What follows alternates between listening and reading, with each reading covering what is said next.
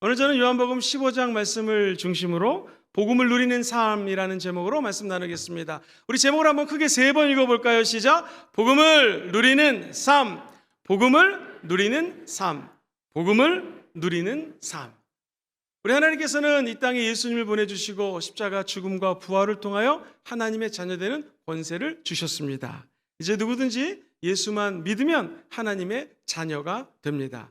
이것을 우리는 복음이라고 하죠. 좋은 소식입니다. 그런데 예수를 똑같이 믿었지만 어떤 사람은 이 복음을 누리며 나누며 사는 사람이 있고, 어떤 사람은 이 복음이 짐이 되어서 예수님이 믿기 전에는 술도 먹었고 담배도 피고 세상 일을 했을 때 아무 양심의 가책이 없었는데 오히려 복음이 짐이 된다라고 생각하는 사람도 있습니다.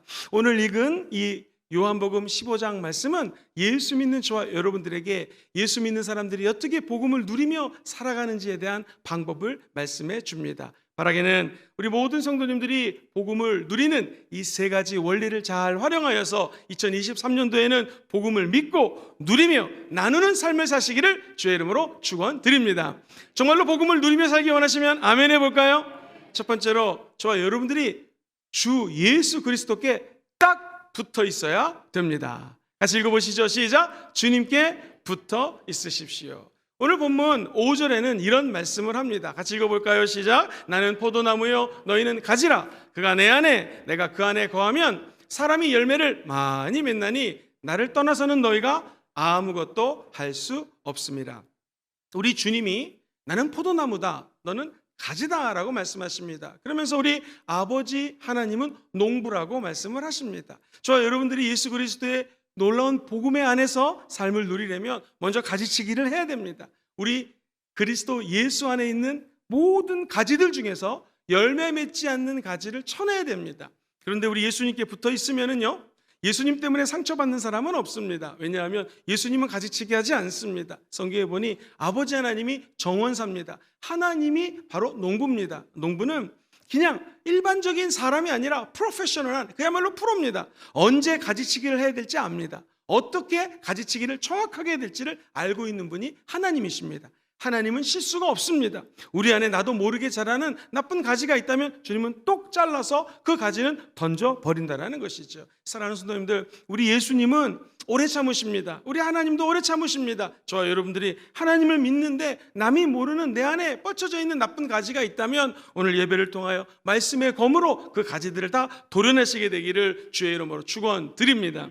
우리 인간은 부족하기 때문에 가지치기를 한다 할지라도 실수할 수 있습니다. 예전에 뉴스에서 닭발 가로수라고 하는 기사가 난 적이 있어요. 잘 모르는 사람들이 가로수를 자르는데 석둑석둑석둑 자르다 보니 마치 닭발처럼 잘려 있다는 것입니다. 전문가에 의하면 밑에서 많은 영양분이 올라오는데 이것을 열매를 맺을 수 있고 그 잎사귀를 맺을 수 있는 나무 가지가 없기 때문에 금세 이 나무가 말라 죽는다고 이야기를 했습니다. 나중에 알고 봤더니 시민들이 우리 간판 이 글자가 보여야 되는데 간판 때문에 좀 싹둑싹둑 잘라주세요라고 이야기를 했다라는 것입니다. 이처럼 인간은 이기적이죠. 그런데 하나님은 그렇지 않습니다. 왜 가지를 잘라내는가? 결국 우리 하나님은 열매 맺기를 원한다라는 것이죠. 사랑하는 우리 모든 순복음 금정교회 성도님들이 2023년도에는 사랑의 열매를 맺으십시오. 우리 안에서 미움의 가지를 다 잘라버리시고 사랑과 희락과 화평과 오래 참음과 양성과 충성과 온유와 절제와 같은 성령의 열매를 가득가득 맺게 되기를 주의 이름으로 축원드립니다. 그러기 위해서 저와 여러분들이 예수님께 붙어 있어야 된다는 것입니다. 한 유명한 부흥사께서 유럽에 집회를 하러 가시게 됐습니다. 그때는 인천공항이 없어서 김포공항에서 비행기를 탔는데 공항에서 버스를 타고 비행기를 올라타려고 했더니 파리 한 마리가 목사님 어깨에 앉더랍니다. 비행기에 함께 탔습니다. 그것에서 함께 윙윙 날아다니고 밥 먹을 때도 같이 밥 먹고 그러다가 프랑스 파리에 도착했는데 그 파리가 윙 하고 날아가더라는 것입니다. 사랑하는 성도님들, 이 한국 파리가 프랑스까지 날아갈 수 있을까요? 불가능합니다. 그런데 한 목사님의 어깨에 올라탑니다. 그리고 비행기에 같이 탑니다. 그랬더니 저 유럽의 프랑스라고 하는 나라까지 갈 수가 있는 것이죠. 우리 예수 믿는 사람들이 구원받는다는 건 마찬가지입니다. 우리의 힘으로 천국 갈 수가 없습니다. 저와 여러분들이 사람 올라타지 마시고 예수님 올라타시게 되기를 주의 이름으로 축원드립니다. 주님 말씀하십니다. 물은 내게 붙어 있어서 열매를 맺지 아니하는 가지는 아버지께서 그것을 제해버린다고 말씀합니다. 겉으로 보기에는 튼튼한 것 같지만 잘려진 가지는요 점점 힘을 잃게 됩니다. 열매를 맺지 못하게 된다는 것이죠. 사랑하는 성도님들, 우리는 예수께만 붙어 있으면 천국 갈 수 있는 하나님의 자녀가 되었습니다. 그러므로 천국 가는 것을 방해하는 가지가 있다면 다 잘라버리시게 되기를 주의 이름으로 축원드립니다. 내 안에 분노, 상처, 다른 사람들을 믿지 못하는 이런 쓴뿌리들이 있습니다. 이거 우리 힘으로 자를 수 없으니 우리 아버지 하나님의 말씀으로 자르는 아침 되기를 주의 이름으로 축원드립니다. 예수 믿는 사람은 한마디로 예수께 붙어있는 사람입니다. 너희들이 나에게 붙어있으면 너희들에게 열매를 맺을 것이고 나를 떠나서는 아무것도 할 수 없다고 주님은 말씀합니다. 예전에 이런 말을 들었습니다. 어떤 사람이 기어다닌대요. 기어다님보다 더 뛰어난 사람은 걷는 사람입니다. 걷는 놈 위에 뛰는 놈이 있습니다. 뛰는 놈 위에 나는 놈이 있습니다. 제일 무서운 놈은 나는 놈 위에 붙어다니는 놈입니다. 그러면은 나는 사람 때문에 함께 날아간다는 것이죠. 저와 여러분들은 누굽니까? 바로 예수님께 붙어있는 사람입니다. 어디까지? 천국 가는 날까지 이 믿음 굳게 두시고 끝까지 달려나가는 여러분 되기를 주의 이름으로 축원드립니다. 우리 하나님께서는요 주께 붙어있는 자들에게는 말씀을 주십니다. 기도할 때마다 생명을 주십니다. 주여라고 부르시면 우리 주님이 저와 여러분들에게 기도를 들으시고 내가 너에게 무엇을 도와줄까? 어떻게 내가 너를 함께 할 수 있을까라고 우리 주님은 고민한다는 것이죠. 엄마가 아이에게 말합니다. 얘야, 너 학교 끝나고 집에 올 때 이상한 아저씨가 나타나서 초콜릿 줄게, 용돈 줄게, 나랑 가자 하면 절대로 가면 안 된다라고 얘기를 했습니다. 어떤 어린이는 그것을 노트에 적습니다. 공부를 잘해요. 노트에 적고 따라가면 안 돼. 딱 닫습니다. 어떤 어린이는 마음에 그 말씀을 새깁니다. 그래서 진짜 나쁜 아저씨가 나타났습니다. 용돈 줄게, 초콜릿 줄게, 가자 그랬을 때에 노트에 필기한 어린이는 용돈이 필요하니까 초콜릿 좋아하니까 따라갈 수 있죠. 그러나 엄마가 한 말을 머릿속에 기억하고 그 말대로 순종한 사람은 절대로 아저씨를 따라가지 않습니다. 아저씨 예수 이름으로 명하노니 떠나갈지어다. 아마 이렇게 얘기할 것입니다. 우리도 마찬가지입니다. 마귀가 와가지고 저와 여러분들에게 용돈 줄게, 초콜릿 줄게, 우리의 약점을 건드릴 때마다 아버지께 붙어있는 자들은 하나님 주시는 말씀으로 말미암아 나쁜 귀신의 공격을 쫓아내게 될 줄 믿습니다. 저와 여러분들, 이 땅에 살면서 우리에게 필요한 것은 무엇입니까? 다른 무엇보다도 사람에게 붙어 있으면 안 됩니다. 하나님의 아들 예수께 붙어 있기를 주의 이름으로 축원드립니다. 저와 여러분들이 선풍기입니다. 바람을 돌리고 싶어요. 아무리 날개를 돌려봤자 시원하지 않습니다. 전기 코드를 꽂고 1단, 2단, 3단을 누르면 선풍기가 돌아갑니다. 그것처럼 예수께 붙어있는 자에게 성령의 바람이 불어오게 된다는 것입니다. 오늘 이 아침에 저와 여러분들의 전원 코드를 예수와 접촉하십시오. 이게 관계입니다. 예수님이 나무고 저와 여러분들은 거기에 붙어있는 가지입니다. 가지는 절대로 떨어지면 안 된다는 것이죠. 아니, 저와 여러분들이 사과나무 가지인데 왜는지 우리 주님께서 그 나무를 잘 잘라다가 옆으로 비스듬하게 자르고 또 우리 예수님이라고 하는 포도나무에다가 접붙이십니다. 그럼 저와 여러분들은 이제 밑에서 수액이 올라와서 결국에 아름다운 포도나무를 열매 맺는 하나님의 사람이 되게 될 줄 믿습니다. 우리는 왠지 감나무, 사과나무, 배나무 이러면 굉장히 쉽게 이해가 됩니다. 어렸을 때부터 봤으니까. 그런데 이 중동 지방에는요 포도나무, 올리브나무 이거 굉장히 중요합니다. 왜냐하면 물도 많지가 않습니다. 중동에서 물을 마시면 석회수 물이기 때문에 이 돌같이 부스러기들 같이 마시는 것이죠. 바누아투라고 하는 섬에 가면은 비슷합니다. 물을 마시는데 석회수에 얼마나 물이 들어온지 끓여서 위에 있는 물만 퍼서 마셨던 기억이 있습니다. 그러니 중동 지방은 물을 마음껏 못 마시니 포도즙을 만들어서 포도 주스나 포도주를 만들어 마시는 것이죠. 그래서 나는 포도나무요, 너희는 가지고, 열매라고 하면 우리는 이게 잘 무슨 말인가 모르지만 이스라엘 사람들은 이미지가 선명하게 떠오릅니다. 그렇지, 나무 위에 가지가 붙어 있고 거기에 풍성한 열매가 맺어진다는 것이죠. 2023년도 복음의 풍성함을 누리기 원하시면 아멘 해볼까요? 꼭 주님께 붙어있게 되기를 주의 이름으로 축원드립니다. 목사님, 주님께 붙어있는 게 무슨 의미입니까? 우리 주님 말씀하십니다. 모퉁이 돌이 되셨다고. 사도 바울이 얘기합니다. 모퉁이 돌이 연결되어서 교회가 세워졌습니다. 교회의 머리는 누구십니까? 예수 그리스도라는 것이죠. 그렇다면 이 교회는 예수님의 몸된 교회입니다. 저와 여러분들이 이 교회에 붙어있게 되기를 주의 이름으로 축원드립니다. 그럼 하나님께서는 하늘문을 여시고 폭포수와 같은 은혜와 축복을 부어 주신다는 것이죠. 대전 둔산 제1감리교회라고 하는 큰 교회가 있습니다. 제가 남자 교육자들을 모시고 수원에서 컨퍼런스를 참석하고 내려오는 길에 교회를 탐방 갔습니다. 코로나 기간 동안에 어떻게 지내셨습니까? 담당하는 목사님의 이야기가, 목사님 기적이 일어났습니다. 우리 교회 코로나 기간 동안에 젊은 아이들, 특별히 어린이 부서가 엄청나게 부흥이 되었습니다. 아니 이게 어찌된 일입니까? 이야기인즉 이 교회는 우리 오송 캠프나 말씀 양육 다니엘 프로그램처럼 40일 동안 매일 밤 모여서 말씀 듣고 1시간 이상을 뜨겁게 기도합니다. 다 불을 받죠. 다 성령 충만함을 받습니다. 그리고 난 다음에 반드시 3가지를 해야 되는데, 셀, 구역 모임에 참석해야 됩니다. 2번째, 충성 모임이라고 해서요, 꼭 교회 봉사활동을 해야 됩니다. 3번째, 언약을 하는데 하루에 1시간 이상씩 반드시 교회에 나와서 기도를 해야 되는 것입니다. 코로나 기간에도 밤 11시 전까지 아무나, 교회가 성전이 넓으니까 띄엄띄엄 앉아가지고 하루에 1시간 이상씩 다 기도하고 갔다라는 것입니다. 어떤 열매가 맺어졌을까요? 기도하는 성도들에게는요, 믿음이 떨어지지 않습니다. 예수께 붙어질 수 있는 하나님의 능력이 공급된다라는 것이죠. 그러던 차에 젊은 부부들이 근처로 이사를 오게 되었고, 열심히 기도하는 모습 때문에 사모하게 되었고, 많은 아이들을 보내줘서 교회 학교가 부흥되었다는 것입니다. 우리 순복음 금종교회를 한번 되짚어 봤습니다. 지난 2023년도 우리가 신방 나가지 못할 때 주의 종들이 아침 10시부터 모여 기도했습니다. 많은 성도들이 오전에 오시고 오후 3시에 오시고 저녁 8시에는 또 많은 직장인들이 퇴근하고 오셔가지고 교회에 기도가 끊어지지 않았기 때문에, 저와 여러분들이 우리 교회가 예수께 붙어 있었기 때문에 코로나 기간 동안에 더 잘 된 줄 믿습니다. 아무리 세상 흔들리고 어려움이 다가와도 예수께 붙어 있는 교회는 더 잘 되게 된다는 것이죠. 그 교회 아주 웃긴 에피소드가 있습니다. 하나님의 은혜로 교회를, 성전을, 땅을 사가지고 박찬호 씨 옆에 있는 큰 땅을 사가지고 교회를 건축하게 되었습니다. 그런데 동네 주민, 아파트 사람들이 다 반대를 합니다. 시끄러운 교회 방언하고 뜨거운 교회 오면은 시끄럽다고 반대했습니다. 근데 지금은 동네 주민들이 너무나 기뻐한다는 것입니다. 왜 그럴까요? 사람들이 교회에 와서 예배 드리려면 어쩔 수 없이 교회 근처로 다 이사를 옵니다. 그래가지고 동네 아파트 값이 다 올라버렸습니다. 너무너무 교회를 좋아한다라고 하는 그런 에피소드가 있습니다. 사랑하는 성도님들, 뭘 얘기합니까? 저와 여러분들이 교회 중심, 십자가 예수 중심으로 살 때 하나님은 반드시 저 밑에서부터 수익을 끌어올려서 저와 여러분들에게 포도 열매를 맺는 기적을 베풀어 주실 것입니다.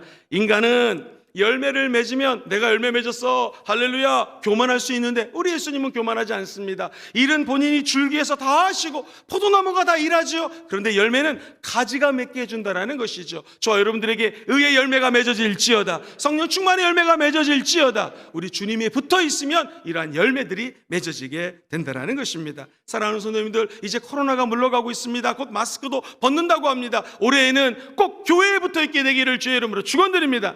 사정상 교회에 올 수 없는 분들은 저와 여러분들 영혼 속에 성령이 거하는 성전입니다.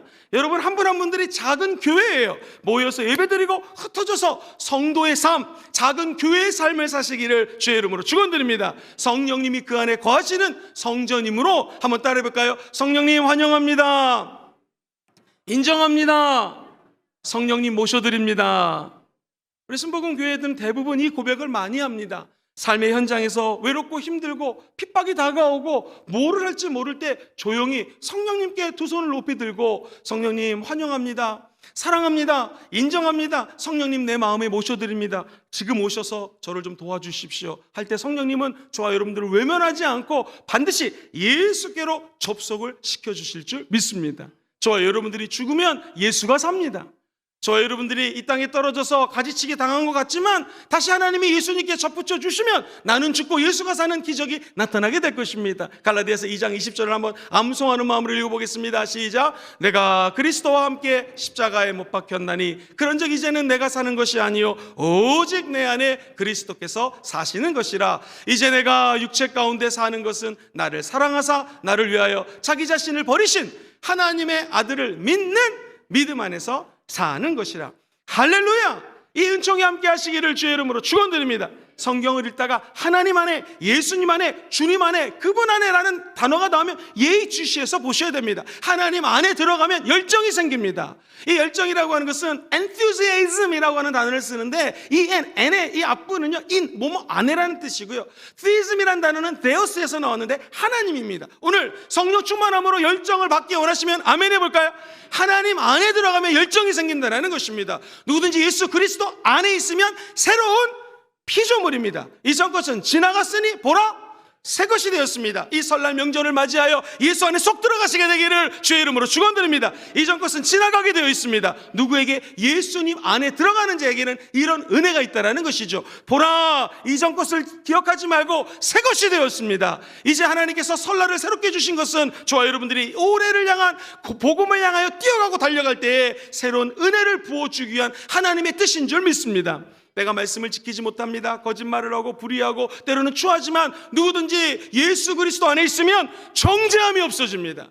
정죄함은 이렇게 손가락질을 가리키는 거거든요. 너 잘못했어, 너 이거 하지 마, 저거 하지 마, 심판하는 것입니다. 그런데 예수 안에 있으면 이 정죄감이 없어지는 거예요. 왜 그럴까요? 예수 안에 있으면 이제 성령의 생명의 법이 여러분을 자유케 합니다. 생명의 성령의 법이 죽음으로부터 자유케 합니다. 죄로부터 자유케 합니다. 예수 안에 들어가는 것이 이런 축복인 것이죠. 너희들이 나의 안에 꼭 붙어 있어라. 이 말은 우리가 예수 안에 들어가는 것이고 예수가 우리 안에 들어와서 저와 여러분들이 예수의 안에서 머무는 삶을 살아가는 축복을 받는다라는 것입니다. 바라기는 우리 순복음종교의 모든 성도님들이 2023년도 예수님께 꼭 붙어 있게 되기를 다시 한번 주의 이름으로 축원드립니다. 구약의 성막 안에 들어가면 오직 성막을 밝힐 수 있는 한 가지 성막 도구가 있습니다. 메노라라고 불리는 바로 7개의 촛불입니다. 가운데 기둥이 있고 나머지 쭉 이렇게 세 에 연결이 되어 있습니다. 총 7개의 촛불이 타오릅니다. 그런데 제사장은 기름을 다 부을 필요가 없습니다. 가운데 있는 관에만 성령의 기름을 상징하는 기름을 부으면 나머지 관은 다 연결되어 있기 때문에 총 7개의 촛불이 타오를 수가 있는 것입니다. 사랑하는 성도님들, 그리스도는 누구십니까? 저와 여러분들의 빛입니다. 예수 그리스도는 기름 부은 자라는 뜻입니다. 예수께 붙어 있으면 성령의 불을 받을 수가 있는 것입니다. 예수께 붙어 있으면 성령의 빛으로 어둠을 쫓아낼 수가 있는 것입니다. 그러므로 여러분들은 23년도에 사람에게 붙어 있지 마십시오. 직장 가면 부장님, 사장님, 회장님에게 붙어 있는 존재가 아니라 예수 믿는 우리들은 하나님의 아들 예수께 붙어 있는 사람들입니다. 접붙임 당한 사람들입니다.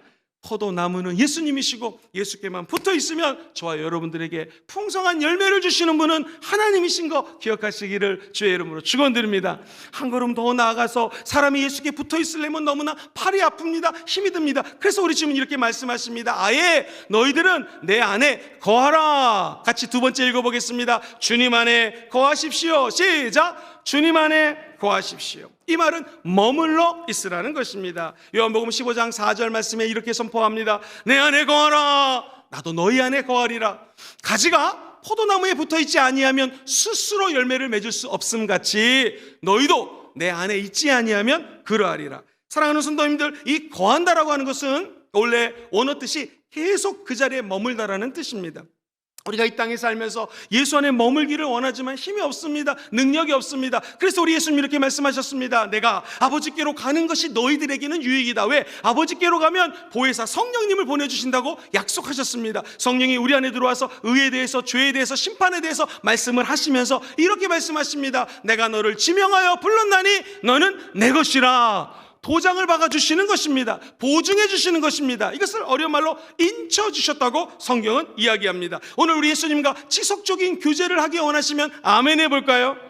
우리 예수 안에 거하기 원하시면 아멘 해볼까요?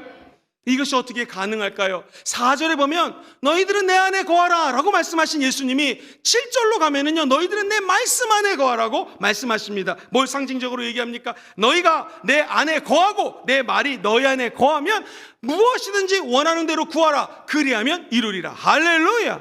예수 믿는 사람들은요, 예수 안에 거하기 위해서 하나님의 말씀이 필요한 것입니다. 다시 말해서 오늘날은 하나님이 내가에서 내 말씀으로 바뀌지 않았습니까? 우리 예수님이 말씀으로 성도들의 삶 안에 거한다라는 것입니다. 말씀이 있으면 우리가 성령 하나님의 은혜로 말미암아 예수 안에 머물 수 있는 은총을 받는다라는 것입니다. 우리 주님 말씀하십니다. 내가 문 밖에 서서 두드리노니 누구든지 내 음성을 듣고 마음 문을 열면 내가 그 안으로 들어가서 함께 산다라는 것이죠. 오늘 여러분들 가운데 우리 성령님이 녹화하시는 분이 계십니다. 사랑하는 아들아, 사랑하는 딸아, 너 나에게로 참 잘 나왔다. 오늘 네가 마음 문을 열면 내가 그 안으로 들어가서 그 안에 계속해서 머물겠다라는 것입니다. 이것이 영접기도 아니겠습니까? 예수 이미 믿은 저와 여러분들은 시간마다 순간마다 때마다 욕심이 차오르고 인간적인 생각이 들 때에 성령의 도우심이 필요한 것입니다. 한번 따라해 볼까요? 성령님 환영합니다. 성령님 인정합니다. 성령님 모셔드립니다. 그때 성령님은 우리 인생에 들어와서 거하여 주십니다. 그리고 우리의 의사결정권을 성령 하나님이 대신 결정해 주시고 참된 길, 의의 길, 생명의 길로 인도해 주시는 것이죠. 사랑하는 성도님들, 2023년 새해에 우리 하나님의 말씀이 우리 안에 거해서 그 말씀 따라 순종할 때 예수 그리스도 안에 머무르셔서 수많은 열매를 맺게 되시게 되기를 주의 이름으로 축원드립니다. 하나님께서는 당신의 형상을 따라 만드신 사람들은 끝까지 하나님의 말씀을 지킬 줄 알았습니다. 중앙 동산에 있는 선악과는 먹지 말아라. 그러나 마귀가 와서 그 마음을 유동치게 만들었습니다. 아내가 먼저 먹고 남편에게 줍니다. 둘이 범죄를 하게 되었습니다. 범죄는 무엇입니까? 하나님이 하신 말씀을 따라가지 않는 것을 범죄라고 얘기합니다. 하나님의 말씀이 내 안에 들어오지 않고 그 말씀을 따라가지 않을 때 범죄하는 것이죠. 바리새인, 서기관, 율법 학자들 공부 많이 했습니다. 말씀 많이 알았습니다. 아까 엄마 말을 그냥 알고 있는 어린아이하고 그 말씀을 듣고 순종하는 어린이가 차이가 있는 것처럼 저와 여러분들은 예수 그리스도 말씀 안에 거해서 그 말씀대로 순종하는 삶을 사시기를 주의 이름으로 축원드립니다. 2000년 전 유대인들도 예수님의 말씀을 듣지 않았습니다. 옳은 것 같지만 왠지 나를 대적하는 것 같았습니다. 결국 예수님을 잡아서 죽이려고 혈안이 되었던 것이죠. 그래서 우리 주님은 요한복음 8장 이렇게 말씀하십니다. 37절을 보면 나도 너희가 아브라함의 자손인 것을 다 안다라는 거예요. 그러나 내 말이 너희 안에 있을 것이 없으므로 나를 죽이려 하는도다. 사랑하는 성도님들, 우리 예수 그리스도의 말씀만 우리 안에 들어오면 저와 여러분들은 살아나게 됩니다. 기적을 창출하게 될 것입니다. 최근에 제가 아는 친구 회사의 이야기를 들어봤더니 회사에서 유능한 사원들을 미국이나 영국이나 호주로 유학을 보내줍니다. 그런데 계약서를 씁니다. 뭐냐면 만약에 우리가 5년 동안 박사과정 하는 동안 학비를 지원해주면 다시 귀국해서 우리 회사에서 5년 이상 근무를 해야 됩니다 라고 각서를 쓰고 조건사항을 달고 유학을 보내준다는 것입니다. 오늘 예수님께 나와서 기도하면 응답받기 원하시면 하면 아멘 해볼까요? 주님은 응답을 약속해 주셨어요. 근데 한 가지 조건이 있습니다. 다시 한번 7절 말씀을 큰 소리로 읽어보죠. 7절에 보니 이렇게 적혀져 있죠. 시작. 너희가 내 안에 거하고 내 말이 너희 안에 거하면 그 다음 무엇이에요? 무엇이든지 원하는 대로 구하라. 그리하면 이루리라. 할렐루야. 저 여러분들이 예수님의 말씀 안에 거하는 새해가 되셔야 됩니다. 그러기 위해서 아침마다 보내주시는 말씀을 읽으시고 그 말씀 안에 거할 때 하늘 문이 열리고 저와 여러분들에게는 응답이 쏟아지게 되는 것이죠. 기억하십시오. 응답 받으려고 기도하지 마십시오. 하나님의 말씀을 받으려고 기도하셔야 됩니다. 하나님의 말씀은 설교 시간에 들을 수가 있습니다. 그리고 기도하는 가운데 레마의 말씀을 들을 수가 있습니다. 이 말씀만 들으면 하나님의 응답이 쏟아지는 것이죠. 눈물을 흘리며 기도하는 이 자리에 하나님의 눈물이 떨어지면 그 자리가 응답받는 자리가 되는 것입니다. 그것이 바로 교회입니다. 그것이 예배드리는 처소가 되는 것입니다. 그곳이 바로 여러분이 집에서 혼자 예배드릴 때 그런 하나님의 응답이 내려오게 된다는 것이죠. 저 여러분들의 나무가 시냇가에 심겨지면 열매를 맺게 되어 있어요. 시편은 1편 제일 처음 1절과 2절에 이렇게 고백을 합니다. 같이 읽어볼까요? 시작. 복이 있는 사람은 악인들의 꾀를 따르지 아니하며 죄인들의 길에 서지 아니하며 오만한 자들의 자리에 앉지 아니하고 오직 야훼의 율법을 즐거워하여 그의 율법을 주야로 어떻게 합니까? 묵상한다라는 거예요. 그러면 하나님의 나라가 우리 가운데 임하게 될 것이요 수많은 열매를 맺는 것을 보며 사람들이 예수 믿는 기적이 일어나게 될 것입니다. 복음을 누리며 사는 삶, 예수님께 딱 붙어 있어야 되고요. 그것뿐만 아니라 성령의 능력으로 예수 안에 거하셔야 됩니다.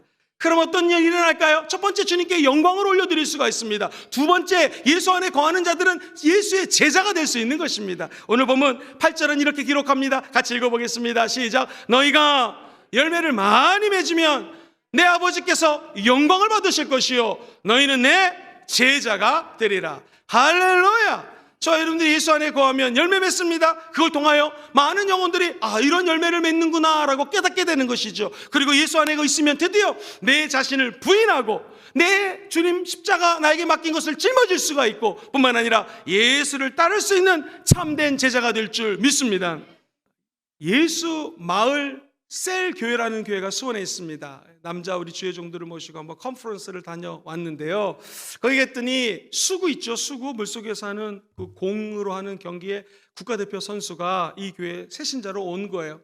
근데 목사님 이런 말씀을 하시더라고요. 담임 목사님 만나서 좀 잠깐 얘기를 나눴는데, 목사님 참 이 국가대표가 신기하더라고요. 뭐가 신기합니까? 국가대표 정도 되려면 자기 부인을 탁월하더라는 거예요. 세상에서 운동하고 세상에서 놀던 친구가 예수를 믿고, 예수 믿는 첫 번째 단계가 자기를 부인하는 것이거든요. 내가 죽고 예수가 사는 거잖아요. 누군지 나를 따르고도 먼저 자기 자신을 부인하고 그 다음에 십자가를 짊고 예수를 따라야 되는 거 아니겠습니까? 이 청년이 국가대표에서 자기를 부인하더라는 거예요. 그리고 나는 죽고 예수가 살았다고 고백하면서 술, 담배, 세상을 끊고, 세상이 지금 구역을요, 이 청년 혼자서 20개 구역을 만들었다는 거예요. 한 구역당 10명이면 200명의 성도가 이 한 형제 때문에 늘어났다는 것입니다. 결국 제자 되는 첫 번째 길, 내 자신을 부인하는 것입니다. 운동을 하고 국가대표가 되려면 먹을 거 먹지 말아야 됩니다. 그리고 운동을 열심히 해야 됩니다. 자기 자신을 부인하고 늘 자기를 연마해야 되는 것을 몸에 익혔기 때문에 참된 제자가 빨리 될 수 있었다는 것이죠. 사랑하는 순복음 금종교회 모든 성도님들이요, 저와 여러분들은 하나님 나라의 국가대표가 되시기를 주의 이름으로 축원드립니다. 어떻게 제자가 되고 어떻게 열매를 맺고 어떻게 수많은 영광을 하나님께 올려드릴 수 있을까요? 한 가지입니다. 예수 안에 거하시면 됩니다. 내 힘으로 거할 수 없으니 내 안에 계신 성령님을 의지해서 시간마다 순간마다 때마다 성령 하나님의 나라에 거하시는 여러분 되시기를 주의 이름으로 축원드립니다. 마지막 세 번째, 복음을 누리며 사는 사람들을 가만히 봤더니 주님께 감사하는 삶을 살다라는 것이죠. 같이 한번 읽어볼까요? 시작. 주님께 감사하십시오. 가만히 보니 받은 복을 자족하며 누리는 사람들이 있고, 어떤 사람들은 복을 많이 받았음에도 불구하고 없는 거 생각하면서 불평불만하는 사람들이 있다는 것입니다. 저는 여러분들을 축복합니다. 소유의 복을 받으시되 소유의 복보다도 누림의 복을 받게 되기를 주의 이름으로 축원드립니다. 누림의 복보다 더 좋은 것은 바로 나눔의 복이라는 것이죠. 하나님께 많은 은혜와 복을 받으십시오. 그 복을 누리십시오. 한 걸음 더 나가 나누는 사람들 되시기를 주의 이름으로 축원드립니다. 사랑하는 성도님들, 성경은 이야기합니다. 잠언서 2장 7절을 보니 야훼를 경외하는 것이 지식의 근본이거늘 미련한 자는 지혜와 훈계를 멸시한다고 이야기합니다. 야훼 하나님을 경외하는 것이 예배입니다. 구약의 제사는 오늘날의 예배입니다. 야훼 하나님을 경외하고 예배 드릴 때 하나님은 지혜를 부어주신다는 것이죠. 그러므로 눈에 보이는 물질이 아니더라도 하나님 주시는 지혜를 감사하시기를 주의 이름으로 축원드립니다.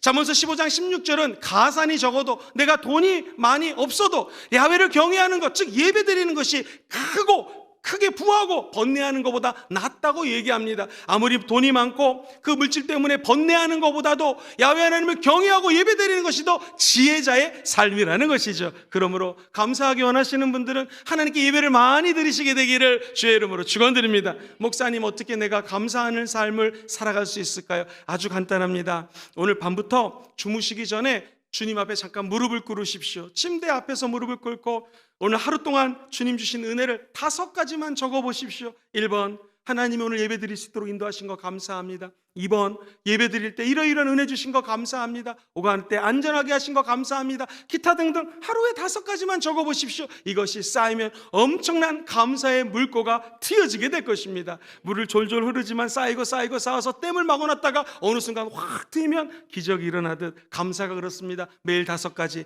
이게 힘들면 3가지, 이것도 힘들면 1가지라도 주님께 감사할 것을 고백하시고 그 감사하는 삶을 다 사시게 되기를 다시 한번 예수 이름으로 축원드립니다. 시편 136편 1절을 같이 한번 큰 소리로 읽어볼까요? 시작. 야훼께 감사하라. 그는 선하시며 그 인자하심이 영원함이로다. 신들 중에서 뛰어난 하나님께 감사하라. 그 인자하심이 어떻게 돼요?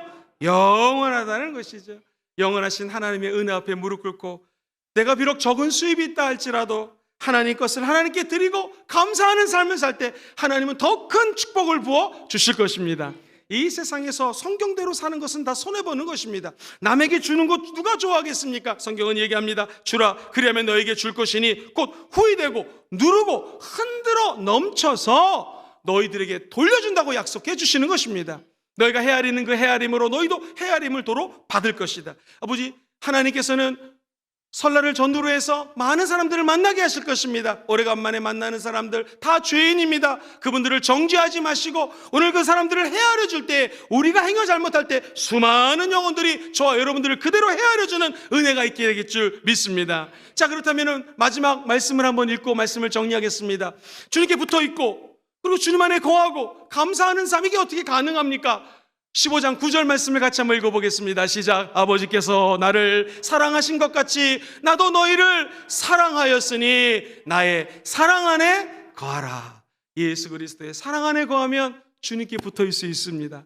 그리고 복음을 마음껏 누릴 수가 있는 것이죠. 주님의 사랑 안에 거하는 자에게는 수많은 감사라고 하는 열매를 맺게 될 줄 믿습니다. 복음을 누리는 삶, 어떻게 하면 될까요? 첫 번째, 같이 한번 읽어보시죠. 시작. 주님께 붙어 있으십시오. 두 번째, 주님 안에 거하십시오. 마지막 세 번째, 주님께 감사하십시오. 이런 삶을 삶으로 우리 예수님께 영광 올려드리고 올 한해 큰 열매를 맺어서, 첫째, 하나님께는 영광이요, 두 번째, 우리 예수님의 참 제자가 다 되시기를 주의 이름으로 축원드립니다.